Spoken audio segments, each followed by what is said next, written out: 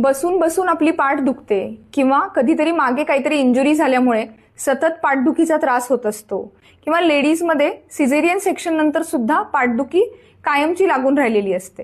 तर अशा पाठदुखीसाठी आपण बरेच उपाय करतो आणि शेवटी एका कन्क्लुजनला येतो, तो म्हणजे आपले मसल विकनेस.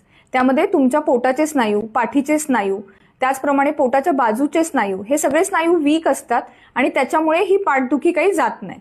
पण मग आता याच्यासाठी एक्सरसाइजेस करायला बऱ्याच जणांना आपल्यापैकी वेळ नसतो. सो अशा वेळेला काय करायचंय, ऑफिसमध्ये बसल्या बसल्या काही सोपे व्यायाम चालू करा. ते व्यायाम मी तुम्हाला सांगते, बघा तुम्हाला जमतंय का. त्याच्यातला पहिला एक्सरसाइज आहे, चेअरवरती असं बसायचंय, दोन्ही हात मागे घ्यायचेत, त्यानंतर पाठीला असा मागच्या बाजूला बाक आणायचा आहे आणि काउंट करायचंय. 1 2 3 4 5. पुन्हा एकदा 1 2 3